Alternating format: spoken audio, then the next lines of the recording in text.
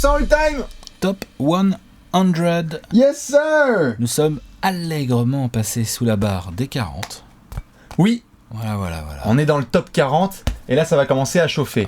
Voilà. Léon s'il est prêt, Alex aussi, Bibi également, on espère que vous allez bien. Alex, on est quel jour ? On est lundi et nous souhaitons bien évidemment, pour commencer la semaine, un bon appétit à toutes celles et ceux qui nous attendaient pour s'enfiler leur ravioli. Exactement. Ou parce que c'est lundi, c'est ravioli, non ? C'est pas ça ? Tout à fait, oui. Alors voilà. mercredi c'est panzani, pour ceux qui le savent évidemment. Le lundi ça peut être ravioli. Et justement Alex, qu'est-ce qu'on mange aujourd'hui ?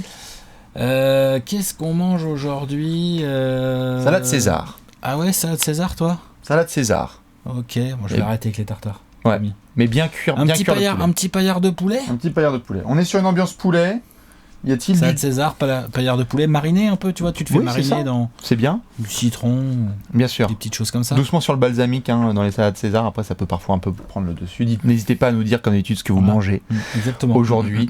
Ceux qui ont évidemment du décalage horaire, tous les copains de la team Trône, de la team Quinoa, la team Bouchon, Muscu, ceux qui font des squats, ceux qui squattent dans des squats, on vous accueille bien évidemment. Regarde en 2024. Yes sir.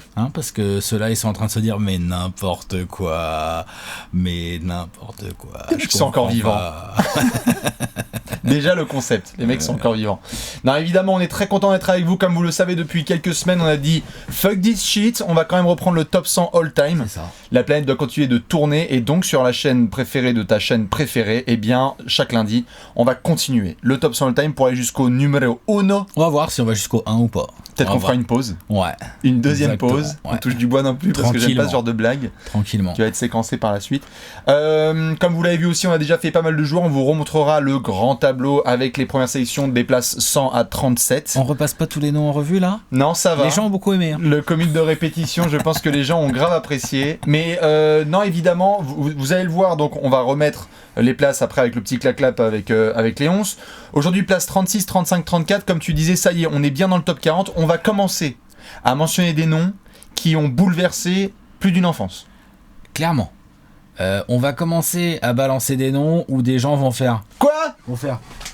Ok, ouais, c'est bon, trash talk, chaîne de merde. Qu'est-ce que Genre, c'est des bouffons quoi. Qu'est-ce que c'est que cette chaîne ? Ils ont rien compris. Là, on va commencer à sortir des noms. Comment voilà, ça, où la les vie gens de ma vont mère faire, what ? Exactement. Pardon ? Il va y avoir beaucoup d'insultes. Ah oui, bah, c'est inévitable. Ce qui Évidemment. compte, c'est le débat.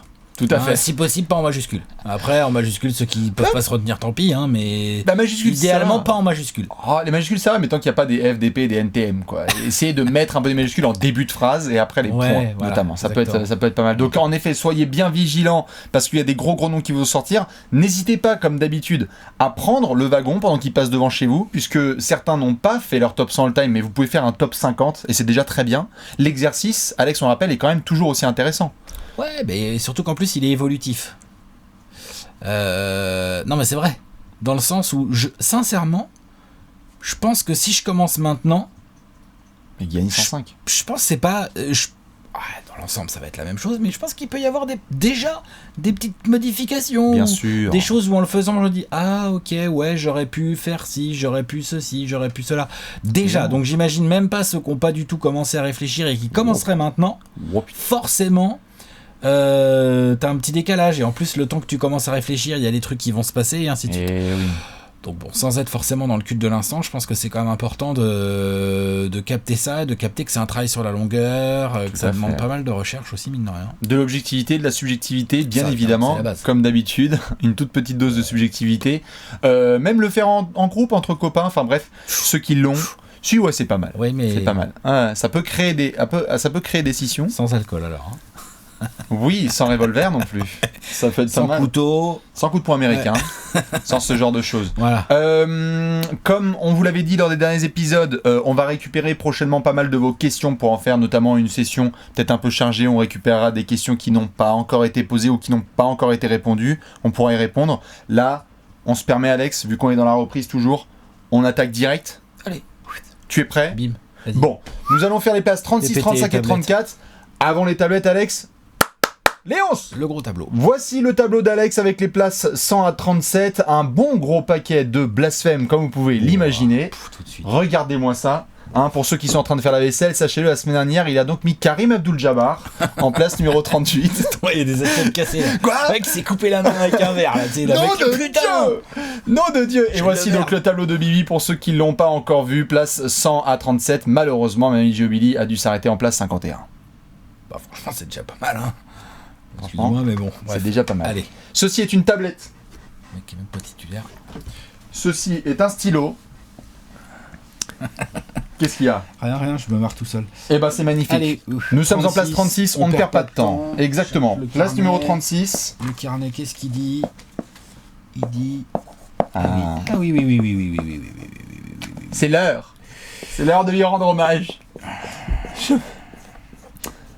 Monsieur Gary Payton est en place 36 pour Bibi et Alex nous a mis Monsieur Paul Pierce. la trousse. La vérité. Exactement. Qui, excuse-moi, je me permets, Un peu la vérité si je mens en commentaire. Mais on va parler du joueur. on va se permettre. Tu l'as mis il y a pas longtemps. Je toi, hein. checkais, il est en place 40 de mon top 100. 4 places d'écart. 4 places d'écart, c'est pas si mal. Ça va. commence à ce stade-là, Ça va, ça commence à piquer. ça va. Quand il va y avoir 4 places d'écart entre... Non mais c'est pas possible entre, après. tu vois ce que je veux dire, hein? Entre 20 Ouais. et 16, non de Dieu. À partir de 15 là, bref. Respectons la légende des Celtics numéro 34 et j'ai vérifié d'ailleurs score le plus prolifique de l'histoire des Celtics. Je Juste posais la devant question. Havlicek, hein, tu sais, on se C'est posait ça. la question, ouais, tout à fait, ouais, c'est ça. Ça, c'est pas rien déjà. Pardon. Juste, le mec est donc le joueur des Celtics ayant mis le plus de points dans l'histoire.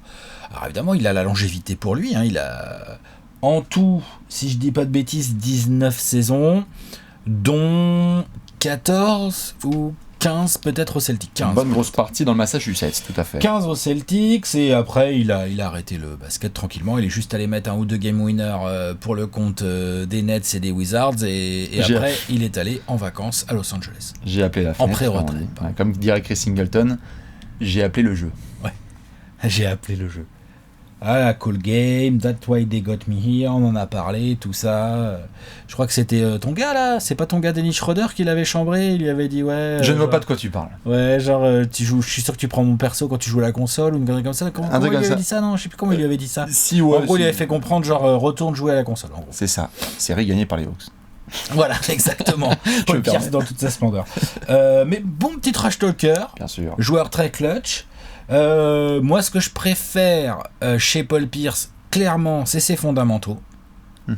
Sa technique, on en a parlé, au poste, son footwork, sa façon de savoir se créer son tir sans écran, sans même être tellement rapide, juste avec du bon timing et des bons fondamentaux, des bons appuis bien posés, il crée un peu de séparation et hop, il a de quoi shooter et hop, le petit fadeaway, voilà, tout ça. Quand même, bon provocateur de faute également, joueur très malin. Paul Pierce a modifié les règles. C'est-à-dire C'est-à-dire que Paul Pierce était tellement bon à ce qu'on appelait le whip-through, c'est-à-dire ce qu'on a vu par la suite. la faute à la Dwayne Wade et tout ça là. Exactement, mais c'est Paul Pierce qui a vraiment Ouais. abusé total de les joueurs qui avaient les mains baissées. Il passait Tiens, devant et il merci avait les ses deux 2 ou lancers. 3 lancers, même 3 parfois, Mhm. que la saison suivante, ils ont dit on arrête, il y a faute sur le côté et puis voilà. Tout à fait. C'est vrai qu'il est à l'origine de quand même pas mal de ça.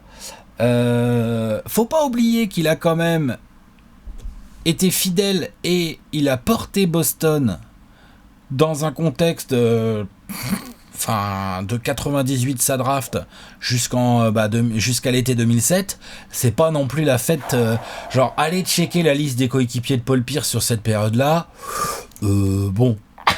Ouais, il y a Gary Payton qui passe un an là en 2004-5. Non, mais il y a Antoine là, par là. Walker et c'est tout. Il y a Twan Walker là, ils font un petit duo de forward. Delonte West, Voilà, il y a comment il s'appelle Rajon Rondo, Kendrick non, Perkins, le rookie avec Walter McCarthy, le mec qui a fait Gerald Green. 2-3 saisons chez eux, un Tony arrière Allen, qui pesait des gros dunks. Tony Allen, Non. Gerald Green, Non, bon, j'ai plus son nom, il me reviendra. un arrière qui pose des gros Ron dunks. Mercer. Ah oui. Un arrière lui, non? Il a Oui, joué bien avec Paul sûr. Pierce. Oui, bien sûr. On est d'accord. Bien sûr. Voilà. Bon, pour ceux que ça intéresse, allez voir. Moi, il m'avait bien fait triper. J'avais cru en lui. Bon, vite déchanté. Ron C'est- Forcer. C'est comme ça. T'avais parlé rapidement de son mental et t'avais fait référence au fait qu'il s'était fait poignarder lors d'une sortie dans une salle de billard en 2000. Je veux juste En revenir boîte, hein. là-dessus. Oui, bien sûr. Ouais, une boîte de billard. Hein. Je crois que c'est une boîte de billard ou quoi. C'était le 25 septembre 2000, j'ai été checké parce qu'à l'époque du Paul Pierce Day en 2017 où on a compris que c'était la fin pour Paul Pierce et quand il a fait son dernier déplacement chez les Celtics sur avec ce shoot notamment. Sur trashtalk.co, comme on est toujours à la pointe, on a fait un Paul Pierce Day. On a fait 73 articles sur la journée. Merci Nico et Gio et Ben. Ouais. Et Gio qui a fait bon. Alors moi, écoutez, bim. Je propose un article par saison. Et Nico qui est arrivé qui a dit bah moi j'en ai déjà écrit 8. Je suis d'ailleurs très mythique de Paul Pierce avec le maillot des Clippers, quand il rentre juste à la 2017, fin et qu'il met un shoot alors que le match est déjà terminé, mais il met un shoot. Enfin, c'est mythique. Du coup, entre les mailles du filet, j'avais écrit un article sur les 11 coups de couteau. 25 septembre 2000, il prend 11 coups de couteau, dont un au sternum, un au visage. Un au sternum, il a quand même une plaie qui fait 15 cm. 15 cm, ça commence à... Enfin, ça commence à se voir, quoi, tu vois. C'était le 25 septembre 2000. Le 1er novembre 2000... 6 semaines. Même pas, à peine 6 semaines. L'autre, il est sur le terrain. Déjà ça, respect. Il est sur le terrain, il fait une grosse perf. Je vais vous la ressortir vite fait. Pions. J'en ai pour 2 secondes. Puisque j'ai très très bien préparé évidemment cette vidéo. En 5 semaines, il te met 30 pions sur le museau alors qu'il était entre la vie et la muerte. Hein. Exactement. Et il enchaîne sur... Voilà, c'est ça. 28 points, 6 rebonds, 5 passes décisives, 2 interceptions dans une victoire de Boston face aux Pistons au TD Garden. Pardon, excusez-moi. Mental. Gros mental. Ensuite, il enchaîne ça, c'est une saison, alors au niveau collectif pour Boston, je l'ai dit, cette période-là, c'est pas ouf. En 25-6, 25 points, 6 rebonds et je sais pas quoi. Enfin, genre, en gros, le mec a pris 11 coups de couteau. Franchement, il a regardé la mort droit dans les yeux, parce que je pense que quand tu te prends un coup de couteau au sternum, à quelques petits centimètres près, t'es mort, en fait. Tu vois, c'est possible, quoi, tu vois, voilà. Il a regardé la mort droit dans les yeux. 6 semaines après, qu'est-ce qu'il fait ?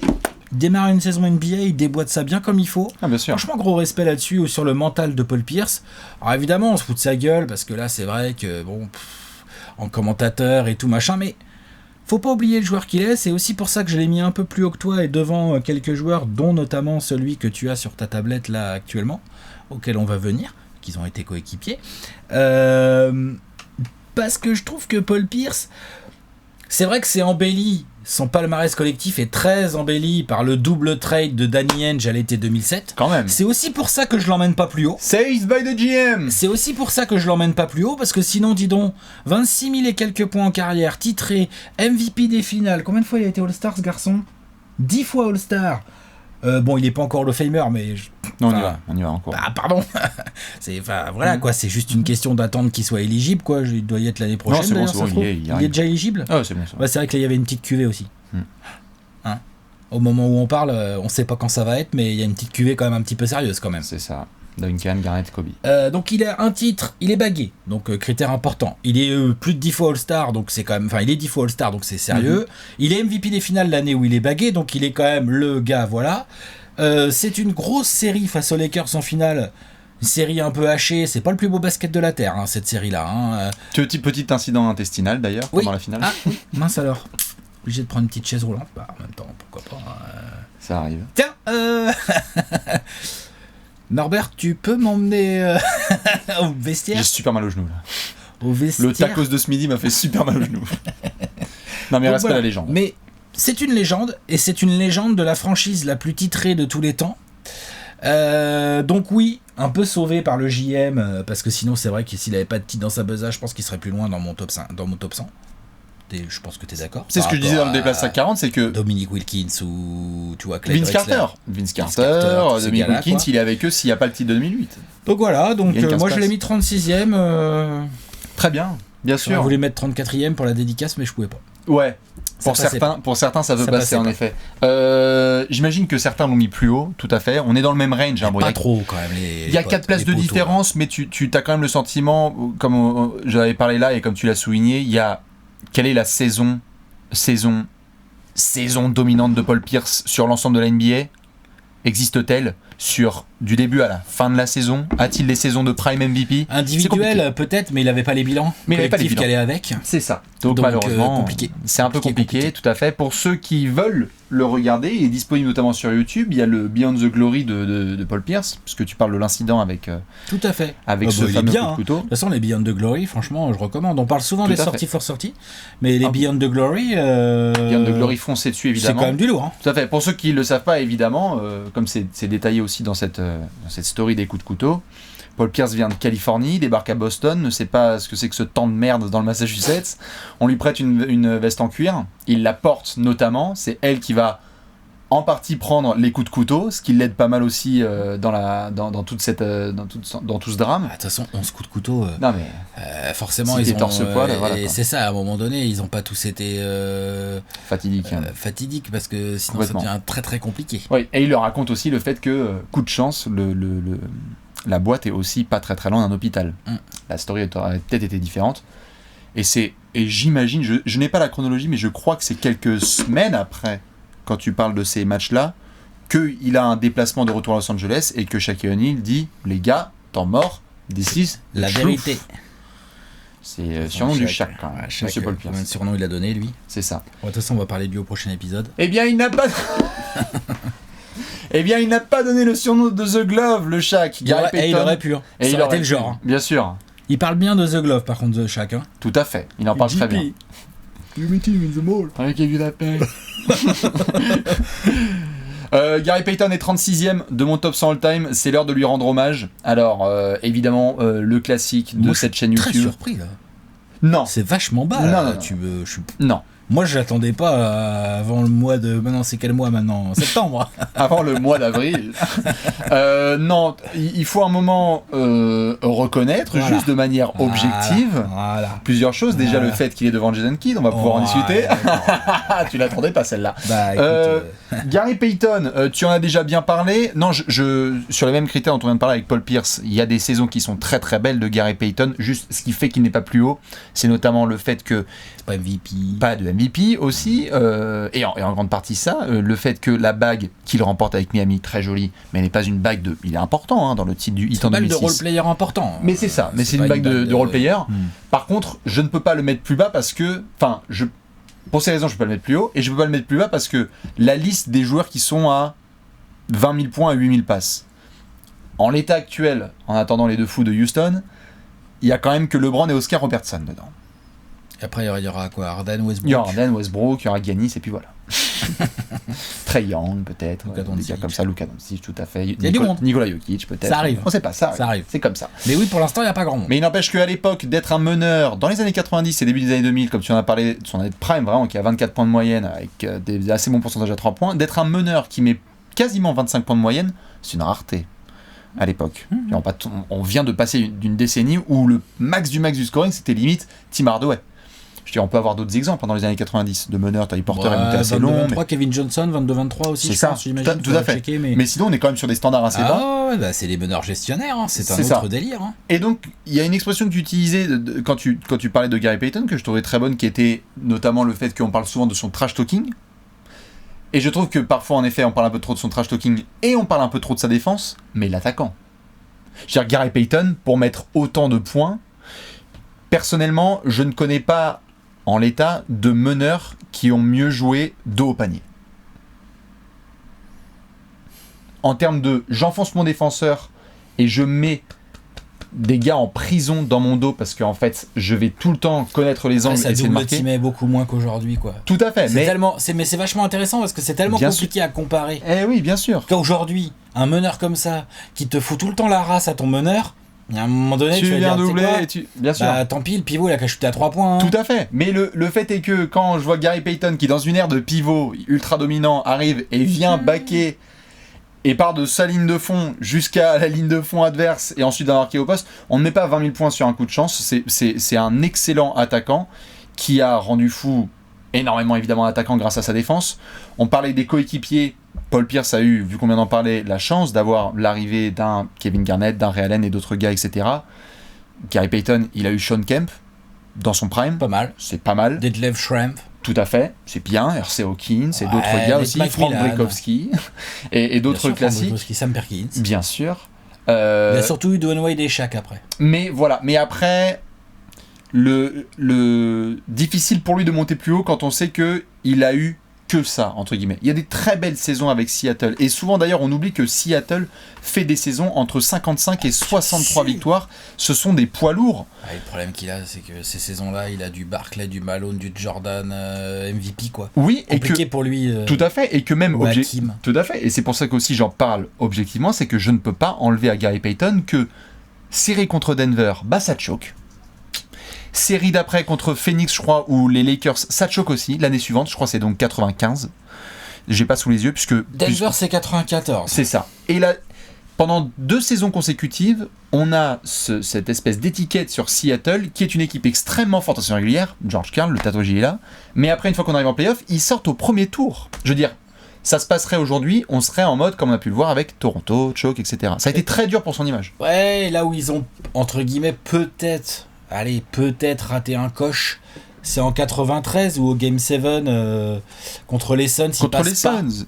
Il y a beaucoup les Suns, c'était pas la bonne année pour les prendre. Tout à fait, mais il y a beaucoup d'années où ils auraient dû. Ouais, je suis d'accord. Et donc en 96, ils passent enfin le cap, ils vont jusqu'en finale NBA. Je reviens pas sur ces finales NBA parce que voilà, il y en a pas qui font des scénarios, mais non, dans tous les cas, les Bulls gagnent, il y a rien à redire. Il y a 3-0. Non, mais parce que tu sais, il y en a qui disent oui, mais si. Non. Les Sonics vont jusqu'en finale NBA et se font taper, c'est très bien, mais n'oublions pas, voilà, l'ensemble de la carrière de Gary Payton. Il n'y a pas juste des punchlines, il y a des titres qui pour moi sont difficiles à lui enlever. Meilleur meneur défenseur de tous les temps. Après, il y a d'autres gars qui vont pouvoir venir. Tu peux après discuter avec des Sidney Moncrief, avec d'autres gars aussi qui sont venus derrière. Jamais en arrière. Dennis Johnson. Oui, Alvin Robertson, Dennis Johnson. Il y a d'autres gars, mais je veux dire par là, Gary Payton est le seul en tout cas meneur jusqu'au moment où on tourne cette vidéo. C'est le seul meneur à avoir été vraiment défenseur de l'année. Après, on peut mettre Alvin Robertson et si tu veux mettre Sidney Moncrief, pourquoi pas. Mais le défenseur est extraordinaire, l'attaquant était trop fort, le trash talker aussi, le leader parfois irritant comme tu l'as dit, et donc ça a dû jouer aussi des tours, des bastons mémorables dans les vestiaires avec, je crois que c'est Mad Max qui est passé par là aussi, Vernon Maxwell, qui est passé par Seattle. Bref. Oh, il y a eu de la tête de con. Hein. C'est ça. J'essaye de monter Gary Payton le plus haut et loin possible, mais ça ne dépassera pas la 36e place. Je suis très content. Il est quand même dans le top 40 de tous les temps. C'est bien. Parce que, bravo à lui. Aujourd'hui, tu me demandes si je dois faire un 5 et avoir un meneur qui met 20 points et défend bien. Je le prends. 37. Hein. Oui, c'est ça. Pour le coup, on est d'accord, tu vois, sur Payton, en gros. Nous sommes d'accord. Monsieur Gary Payton, place 36, et Alex, qui nous a mis un garçon très sympathique de Boston. On passe en place numéro 35 quand ? Je reste à Boston. Ah, moi je change de côte.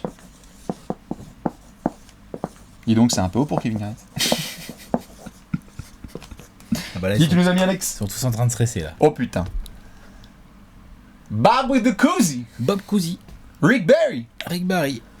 100% Babtou. 100% Babtou, 100% non pas noir et blanc. J'allais dire 100% noir et blanc, je veux dire la télé. Mais non. Rick Barry, je pense qu'il y avait un peu la couleur. Tout à fait. Parle-nous de monsieur Bob Cousy, le magicien du parquet. Houdini of the Hardwood. Exactement. Pas facile à classer. Il rentre un peu dans la discussion. Il n'y a pas si longtemps que ça, j'ai passé George Mikan. C'est pas tout à fait la même époque, mais presque, hein, parce que ils se sont croisés, hein, forcément. Ils se sont forcément croisés. Puisque Bob Cousy, il arrive en 1950, si je dis pas de bêtises. Donc ils se sont forcément croisés avec Mikan. D'ailleurs, peut-être même en finale ou quoi, parce qu'à l'époque, je pense que les Celtics de Bob Cousy, ils ont pas trop de bagues au début, mais ils doivent croiser les Minneapolis Lakers, non ? Ça doit se croiser. 2-3 fois. Hein, tu vois ? Ça peut arriver. Après, faut voir s'il y a les Knicks aussi, je sais pas trop. Bref, faut voir. En tout cas, Bob Cousy, 13 saisons en NBA, 13 fois All-Star. Oui. Bien évidemment, il est Hall of Famer. Hein. Là, ces gars-là, de toute façon, là maintenant, moi j'ai plus grand monde qui va pas être Hall of Famer. Hein. Franchement, non, spoiler, voilà.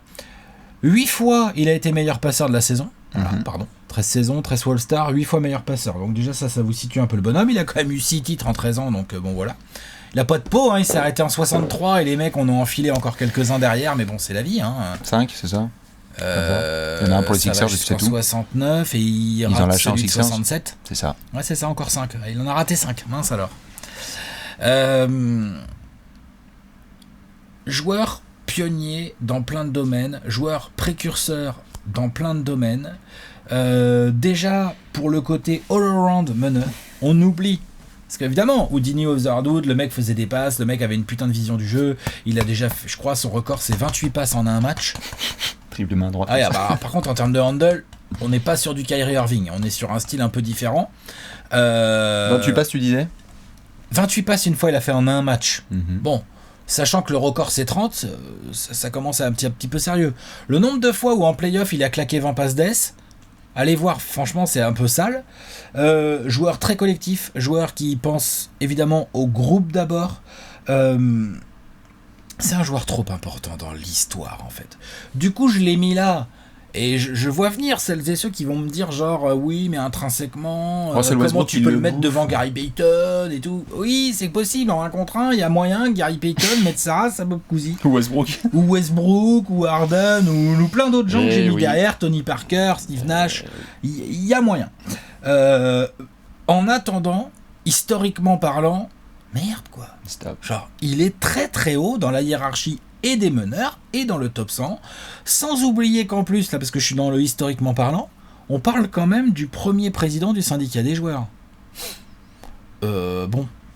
Il y a des joueurs aujourd'hui qui gagnent extrêmement bien leur vie et qui ont des droits qui ont extrêmement bien été améliorés au fil du temps. C'est en partie grâce à Bob Cousy. Tout à fait. Bah ça compte en fait, ça dans la greatness, là sûr. On est en plein dedans. Bien sûr. Donc, titre, technique, pionnier, s'est battu pour les droits de tout le monde. Mm-hmm. Bon bah tu vois, il a déjà un petit package un peu sympa. Il aurait été un peu athlétique, il serait dans le top 25. Bien sûr. Ici, tapait tes moulins avant. Voilà, je pense que j'ai rien oublié. Il a été MVP d'une régulière. Hein. Oui. De toute façon, pas mal aussi ça. Le trophée débarque en 58 avec Bob Petit. Le trophée de MVP. Ouais. Et il doit l'être en... Il est en 57. Alors ça doit débarquer un peu avant. Là. Ou le titre doit débarquer avant le MVP, certainement. Oui, parce que... Ça doit être le titre. Ça... Moi j'ai noté MVP en 57. Bon bah très bien, il doit être là en 55. Alors monsieur Bob Petit, tu peux checker si tu veux. Dont on parlera. Je veux bien, en effet. Mais oui, c'est sûr qu'il a été MVP de saison régulière. Ça c'est sûr. Et puis de toute façon, il y a moyen qu'il réapparaisse dans cette vidéo. Oups. Bob Cousy. Monsieur Barb with the Barb Cousy. Il y a un Robert évidemment hein, de son prénom. Tout à fait. Non, ça va pas m'aller par contre comme info. Monsieur Bob Cousy, qui donc, oui, pour ceux qui le veulent, est disponible avec des petits highlights, mais en soi sur YouTube, pour voir un petit peu à quel point il a révolutionné le jeu. Il y a évidemment un côté vraiment autre sport, autre monde, mais c'est des précurseurs quoi. Ouais, 57, hein, il est most valuable player en 57, blablabla, since la saison 55-56. Très bien. Le premier. Magnifique. Voilà. On en parlera peut-être par la suite, un homme qui était grand, mais petit par le nom. Voilà. Magnifique. Eh bien écoute, monsieur Bokuzi, comme je le dirais, pourra peut-être réapparaître dans cette vidéo, je vais parler de monsieur Rick Barry, pour ceux qui ne le connaissent pas, surtout, attention, question trivia, oui, on va y venir sur ce geste évidemment, attention, question trivia, les fans des Warriors qui ont vécu ces dernières années, qui a son numéro 24 retiré à Golden State, et ben monsieur Rick Barry, scoreur absolument légendaire, dans les années 60, surtout 70, où il va quand même faire du sale, du très gros sale, il termine sa carrière au début des années 80, scoreur extraordinaire, 2m01 pour à peu près 90 kilos. Hein, un ailier. Un ailier qui était notamment surnommé le lévrier de Miami parce qu'il a fait son université à Miami parce qu'il était il était assez maigre. Hein, je veux dire, c'était vraiment un ailier scoreur maigre. Tout à fait. On a déjà vu plus d'un scoreur ailier maigre qui peut faire la différence. Ouais. C'est marrant. Il n'y a qu'un joueur dans l'histoire du basket pro et même amateur qui a déjà été meilleur scoreur de NCAA, de ABA et de NBA. Il a les cheveux un peu, pas tout à fait longs, mais il a une belle petite mèche, Rick Barry. Il a fait NBA, ABA pour le pognon un peu. C'est ça. Tuk-tuk et NBA. J'allais y venir justement. Rick Barry qui fait donc une très très grosse saison. 35 points de moyenne, c'est une saison à peu près normale, tout à fait. Sophomore, il est genre. Bien sûr, bien sûr. Déjà la première donc elle est en NCAA où il est meilleur marqueur. Il arrive en NBA et il est rookie de l'année. La deuxième année professionnelle, il est meilleur marqueur de la NBA à 35,4 ou 6 points de moyenne. Ouais, c'est lourd. Autant dire les choses, il est dans un club où il y a Wilt, Jordan, Kobe et donc depuis Harden. Mais sinon, 35 points de moyenne, c'était pas arrivé depuis un bail. Ouais, y a pas grand monde, hein, ça c'est clair. Malheureusement pour l'autre. Non, dans ce club-là, je crois, ou peut-être à 35 points de moyenne, mais en tout cas, il est dans ce club-là. Il fait partie en tout cas du club où il n'y a pas encore Harden, mais qui va peut-être y arriver Pareil avec Wilt, Jordan et Kobe uniquement. Plus de 110 matchs avec 40 points minimum scorés en NBA. C'est quand même assez énorme de la part de Rick Barry. Comme tu le dis, il commence aux San Francisco Warriors. Malheureusement, à l'époque, les salaires ne sont pas aussi forcément gros que ceux qu'on connaît aujourd'hui. Il y a concurrence entre Tout à fait. Et puis la ABA va faire des appels du pied, dont notamment les Oakland Hawks, qui sont en fait juste à côté de San Francisco, dont le coach accessoirement est juste le beau-père de Rick Barry. Donc parfois ça peut être utile de faire les choses carrées. Bah viens déjeuner. Viens prendre le souper, Richard. Et en mettre 60, c'est ça. Il va jouer un petit peu à Auckland, notamment faire le bonheur des New York Nets et à Auckland, avant de retourner en NBA. Sa grande saison référence, évidemment, la saison 1975. Il y a toujours ses 30 points de moyenne. Et évidemment, l'image mythique, c'est lancé à la cuillère. Ça vient de Rick Barry, en tout cas la perfection de ses lancers francs à la cuillère, puisqu'on a eu l'arrivée du jump shot dans les années 50 gentiment, et Eric Barry va dire, bah les gars, je suis à 90% de réussite. C'est ça, c'est que ça rentre quoi. Ça rentre tout le temps, donc soit je te laisse scorer, et à ce moment-là, t'es à 50%, un peu moins au tir, et donc t'es saoulant, soit je fais faute sur toi, t'as 10 lancers francs par soir, et t'en mets 9 en fait. Donc très difficile en fait d'empêcher Eric Barry de scorer. Il va être champion en 75, c'est un upset des Baltimore Bullets. Si je ne dis pas de bêtises. De nos amis dont on a parlé il n'y a pas si longtemps. Tout à fait. Donc tous les experts disaient qu'ils allaient sweeper l'équipe de Rick Barry, et finalement le sweep est inversé. Donc en gros, c'est absolument n'importe quoi. Imaginez les Raptors qui ont sweepé les Warriors l'année dernière. Ça aurait été très drôle par rapport à l'upset. Et Eric Barry qui va continuer sa carrière jusqu'à terminer à Houston, un peu dans l'ombre. Il fait un peu point forward, il essaie de gérer, mais il est un peu aussi blessé. Le personnage est trop important, il a son maillot donc numéro 24 retiré chez les Warriors. Et en fait, aujourd'hui on a cette ère de scoreurs qui sont capables de planter la trentaine sans trop de problèmes, mais jusqu'à encore pas trop longtemps, Rick Barry il était à la table avec Michael Jordan, Kobe Bryant et Wilt Chamberlain, et cette table, on mange bien. Il y a moyen qu'on reparle de ces mecs d'ici quelques temps. Après, contre lui, que se passe-t-il ? Notamment le fait qu'il était un petit peu éparpillé entre la NBA et la ABA. Ça a été compliqué. Notamment, je ne l'ai pas mentionné, mais sa 3e saison, il ne joue pas du tout de la saison parce qu'en fait, les San Francisco Warriors font un procès aux Oakland Hawks. Exactement. Donc le mec, dans sa 3e saison, alors qu'il vient d'être meilleur scoreur de la NBA, il joue pas. Imaginez la Luka Doncic. En fait, ta 3e année, gros, Désolé. En fait, il y a un procès. Désolé. Donc tu vas être commentateur. Il est commentateur notamment pour la ABA. Mais le personnage est trop mythique. Et un peu décrié en tant que coéquipier, un peu border, parfois un melon absolument pas la meilleure réputation. Pas la meilleure réputation, c'est sûr. 3 fistons, lui, non ? Ouais, même 4, j'ai l'impression. Mais en tout cas 3 en NBA, ouais. Dont Brent, John et Rick. Non, pardon, deux fistons en NBA, oui, t'as raison. Ouais, John et Brent. John et Brent, tout à fait. Les autres, je connais même pas les prénoms, tu vois. Non, il y en a peut-être un autre. Mais en tous les cas, il va peut-être venir par la suite dans tout classement, à moins qu'il soit pas dans le top 100. Voilà. C'est tout, 8 fois All-Star. Qu'est-ce que je peux rajouter ? 25 000 points, 6 000 rebonds, 4 000 passes. Bon, voilà, on est bien. Non, mais il a les stats. Et c'est ça. Il a le palmarès. Non, le personnage est extraordinaire. Il a la personnalité, il a le style, il a laissé une empreinte. Non, ça. Franchement, il a beaucoup de critères. Et c'est le premier à dire à chaque fois, les gars, en fait, arrêtez de vouloir faire les beaux gosses. S'il faut que vous soyez à 95%, parce qu'il est monté jusqu'à 94,5% de réussite au lancer franc, qui est une des meilleures saisons de l'histoire en termes de pourcentage de réussite, arrêtez de vouloir faire les beaux gosses. Si la cuillère marche, comme diraient les jeunes couples. On passe en place suivante ? Allez. Place numéro 34. Nous avons donc mis Monsieur Rick Barry, et Alex nous a parlé d'un jeune meneur fort sympathique, Monsieur Bob Cousy. Place numéro 34. Alex, on est dans quelle région ? Moi, je passe à la Maine. Pareil. Ah. Ouais, j'étais déjà à la Maine, tu me diras. Eh bien, je vais prolonger ce que tu as pu lire sur Monsieur Bob Cousy, qui est en place numéro 34. Et Alex, tu nous as mis Jason Kidd. Ah, que j'attendais nettement plus haut, moi aussi. Question trivia, je peux te poser la question avant. J'ai hésité. Avant de je te laisse après le dance floor. Il fait partie de tes 5 joueurs préférés de tous les temps ? Ah oui. Ok. Au moins c'est clair. Joueur préféré, hein. Oui, joueur préféré. Après, je suis objectif comme garçon, ça maintenant je pense que tout le monde l'a compris. Non, oui, préféré, oui. Bien sûr. Trop génial. Trop. Il rend trop le collectif meilleur. T'en avais bien parlé, il est très sous-estimé en défense, c'est un bon défenseur, Jason Kidd. sur l'homme, sur les lignes de passe. Bon, bah voilà, quand t'as une vision de jeu pareille, bah forcément t'interceptes des ballons. Donc il est quand même le deuxième intercepteur le plus prolifique de tous les temps derrière John Stockton, mais il a quand même 2600 ou 2700 interceptions en carrière, c'est énorme. Genre, je sais pas, Jordan et Pippen sont derrière, tu vois. Alors que Jordan et Pippen... moins de saison. Hein, il y a moins de saison, mais les mecs, des fois, ils en interceptaient 3 par match, quoi, pendant pas mal de saisons. Jordan n'est pas si loin que ça derrière Jason Kidd, mais devait bien avoir 150 d'écart, tu vois. C'est beaucoup, en fait, finalement. C'est une saison. Ouais, c'est une bonne saison d'interception. C'est presque 2 par match. C'est une bonne petite saison d'interception, ça. Donc, non, moi, Jason Kidd, kiffé direct quand il a débarqué à Dallas, là, en 94. J'étais là... Ça matait un peu de NBA, le meneur, tu le sens direct. À cette époque-là, il était plus mince que ce qu'on a pu connaître par la suite. Ça allait quand même bien vite, ça crossait du monde. On montait au dunk sans peur, tout ça.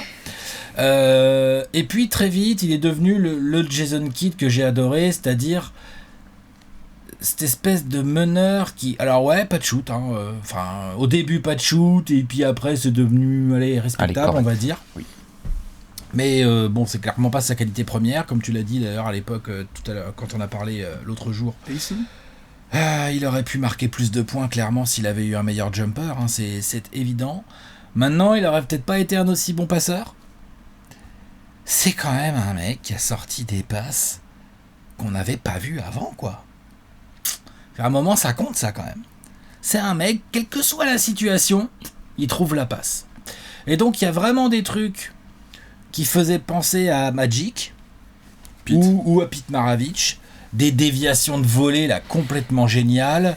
Alors les passes aveugles, bon voilà, en transition, honnêtement, voilà. Personne n'a mieux utilisé la planche. Il y a Magic et Kidd, et puis il y a les autres meneurs en transition. Personne n'a mieux utilisé la planche que Jason Kidd. Personne. C'est impossible de toute façon. Ce qui est un outil assez important du terrain de basket à la planche. Et surtout cette espèce de truc de se dire, genre, il y a des situations où c'est purement pour le spectacle. C'est-à-dire qu'il sait que le mec le suit, il sait que Kenyon Martin est juste derrière, là, en bête furieuse, là, vas-y, je vais casser le cercle et tout. Il lui met sur la planche parce que c'est le spectacle, c'est plus joli. Il y a des situations où c'est juste plus malin. C'est qu'il se sert du rebond sur la planche pour aller chercher un mec qui finalement était pas forcément... Enfin, c'était malin, en fait, tu vois, d'aller le chercher comme ça. Il y a des passes de alley-oop où, je veux dire, 99 joueurs de basket sur 100 l'envoie dans les perdent tribunes. La balle, l'envoie dans les tribunes, font marcher parce qu'il retombe au sol sans avoir trouvé de solution. Ou l'autre, il voit un mec qui est encore à peine dans ton écran, tu vois.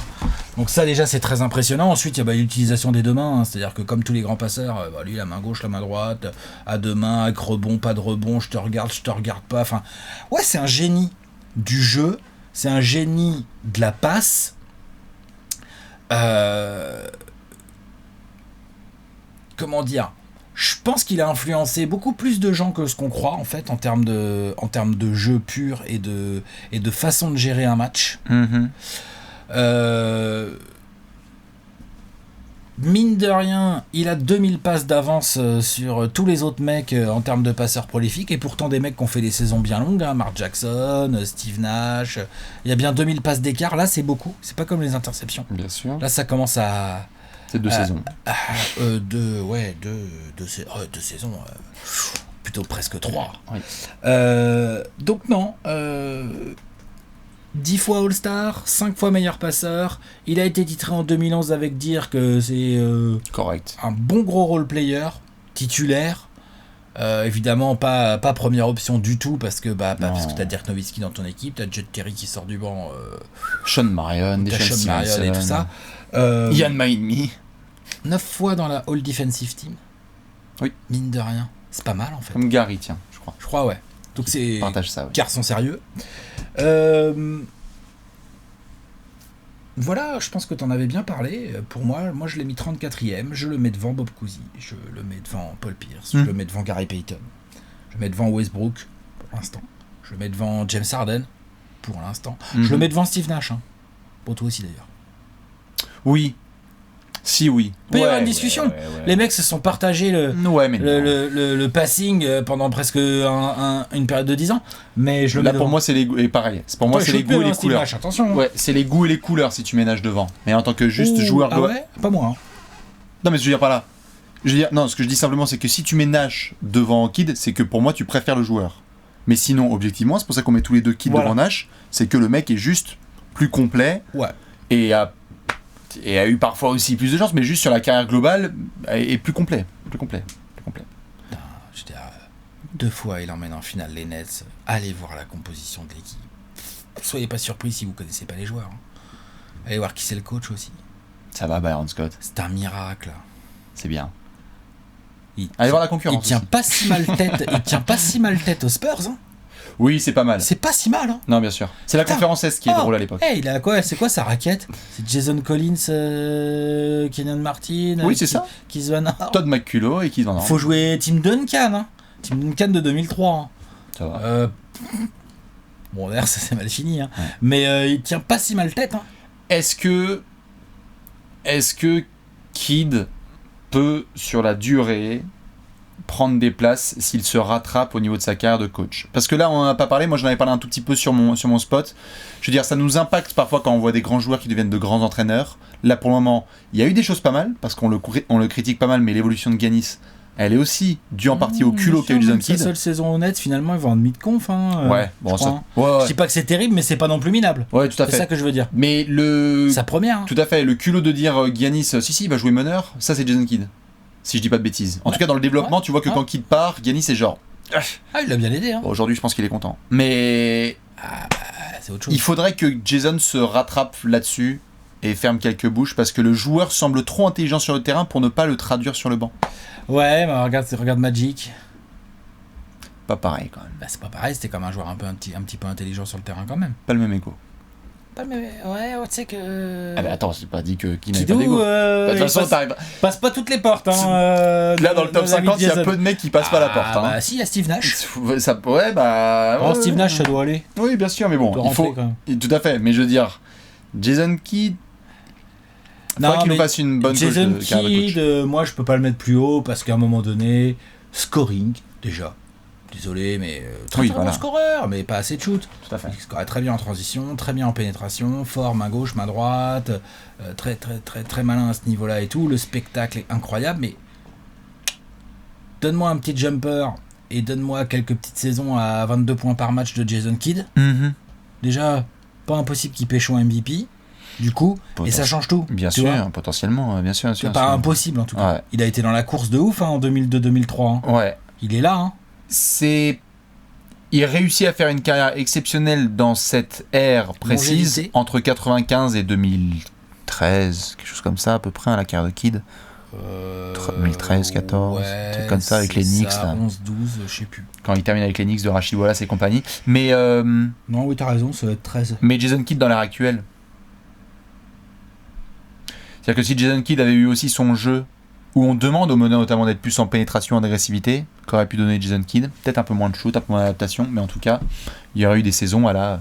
Enfin, je veux dire, quand tu vois, les dimensions, les gabarits sont différents, mais quand tu vois ce que Ben Simmons fait notamment, sans avoir pourtant un grand shoot, mais en termes de domination athlétique, d'intelligence de jeu, etc. Ben Simmons, c'est vraiment un bébé incroyable athlétiquement. Oui, mais tu vois, en termes de j'arrive à dominer le jeu sans forcément avoir un jump shot. Ça aurait poussé Jason Kidd à travailler son shoot plus tôt, surtout. Ouais. Sur les défenses, elle aurait tous laissé shooter. C'est ça. Donc non, voilà. Moi, je l'ai mis 34e. Je trouve que c'est bien. Il est bien. Très bien. Impeccable. Magnifique. Eh bien, pour lui tenir compagnie, j'ai mis Monsieur Bob Cousy. Tu en as très très bien parlé. Je rajouterai juste 2-3 petits éléments. Le premier, c'est que Bob Cousy, c'est un copain. Bob Cousy vient notamment de la France. Bob Cousy, dont la maman venait de Dijon, était prof. Monsieur Bob Cousy, vous pouvez vous renseigner notamment là-dessus, qui est passé d'ailleurs dans les années 70, je dirais, ou 60 en France. Il avait 50 ans, il tournait en 30-30. Non, c'est ça, mais il avait mais il a des grands-parents du côté de Fontaine, je crois, un truc comme ça. Et donc Bob Cousy, oui, c'est un... Enfin, en tout cas, il est d'origine française. Si j'avais su, j'aurais donné 10 places de plus. Et quelque part, j'ai failli en donner 15. Non, mais dans tous les cas, Monsieur Bob Cousy, juste par rapport à ce que tu disais, beaucoup de légendes du jeu racontent et respectent le fait que Bob Cousy était la tête de la toute première dynastie à mettre en place la contre-attaque. C'est-à-dire que le fast break vient notamment d'un triangle, Red Auerbach à la tête, Bill Russell en défense, et Bob Cousy qui lâche les caviars. Donc quand tu entends Isaiah Thomas par exemple dire nous, quand on grandissait dans les rues de Chicago, on voyait Bob Cousy en contre-attaque, quand on faisait des contre-attaques au playground, on appelait ça une Bob Cousy. Parce qu'en fait c'est le mec qui disait quand il y a un rebond, outlet, tu passes la balle à ton meneur et après c'est lui qui va cavaler avec Sam Jones à droite, Tom Heinsohn, John Havlicek, etc. pour essayer de... Tout à fait, Casey Jones aussi, à moins que Casey Jones était un peu plus tard, mais peut-être pas. Bill Sharman ? Non. Peut-être, oui, certainement. Mais dans tous les cas, oui, Bob Cousy, si on regarde l'évolution du jeu, allez voir comment Bill Russell parle de Bob Cousy. C'est vraiment, on peut dire que Bill Russell, en quelque sorte, c'est le cœur et les poumons des Celtics, mais les jambes et les mains, c'est Bob Cousy. Ouais. C'est-à-dire que c'est la contre-attaque, c'est le jeu de passe, c'est la vista. Le cerveau un peu aussi, et avec le cerveau Orbach, évidemment. Et évidemment. Donc, légende du jeu, et je suis bien d'accord qu'on doit respecter. C'est pas parce que c'est la préhistoire qu'on est en noir et blanc et qu'on ne sait pas dribbler main gauche que ça veut dire qu'on n'a pas été un pionnier. Et justement, il en restera 2-3 dans l'histoire comme ça qui ont été marquants. On en a quelques-uns à caser. Et qui vont prendre la place de joueurs plus contemporains, peut-être. Bon, c'est pas mal tout ça. Écoute, j'ai envie de dire, on est complet. Avant de montrer le grand tableau, juste maintenant qu'on a placé Jason Kidd et Gary Payton, moi je pose la question aux gens. Ouais. Est-ce que vous mettez plutôt Gary ? Est-ce que vous mettez plutôt Jason ? Qu'est-ce qui fait que vous le mettez devant ? Alex, en résumé, ce qui fait que tu le mettrais devant Gary Payton ?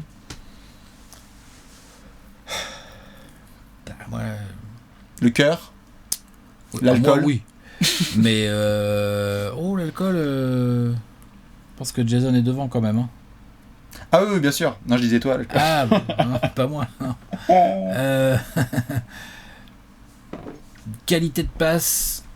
C'est-à-dire que je pense que incontestablement Gary Payton est un meilleur scoreur. Mm-hmm. Je pense que les stats sont là pour le montrer, même il suffit de regarder des images, voir que Gary Payton a quand même, sans être un sniper, quand même un meilleur tir déjà de base que Jason Kidd. Mais je sais pas, je pense que Jason Kidd est un meilleur basketteur, je pense qu'il rendait les autres meilleurs, je pense qu'il est plus génial en fait. Peut-être plus leader, ça je l'accorde. Plus leader, plus génial, je rends plus les autres meilleurs, c'est-à-dire que, putain, c'est vraiment ce genre de joueur que j'adore, c'est-à-dire que tu lui files une équipe dégueulasse quoi, avec un coach quand même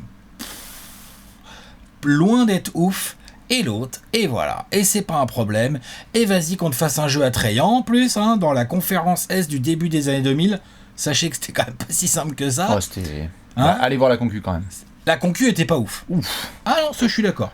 Elle était pas ouf, mais la vache. Il fallait, en 2003, il a quand même fallu faire les Pistons un petit peu sérieux quand même. Non. À Dallas, il était déjà bon. À Phoenix, il dominait. Tu vois, en blond, ouais, très belle coiffure hein, de Jason Kidd. Ceux qui connaissent pas, ça faut aller voir. Hein, ça c'est magnifique. Hein.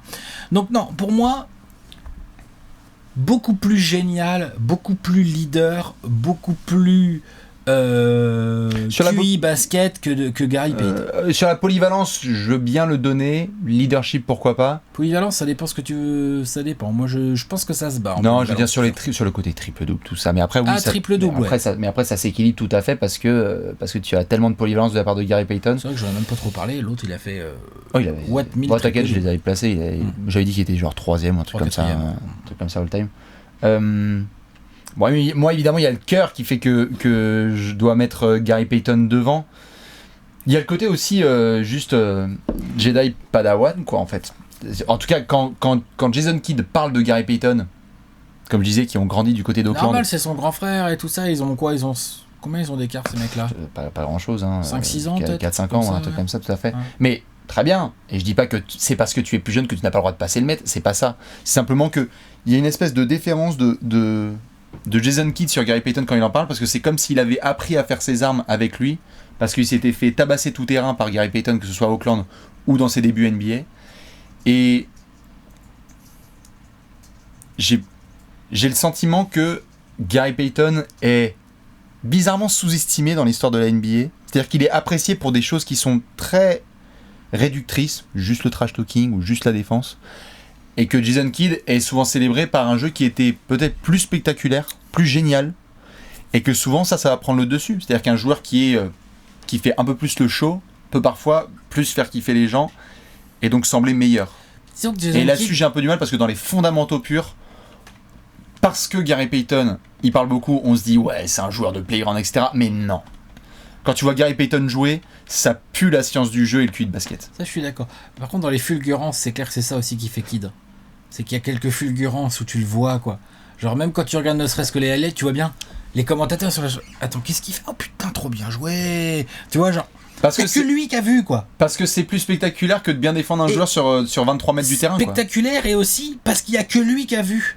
C'est au-delà du spectaculaire. Il y a un côté genre, même des gens qui sont là, qui regardent du basket toute l'année, machin et tout, tu le vois pas venir. Il y a un côté, Jason Kidd a ce côté genre avant-gardiste, avoir fait des trucs avant les autres.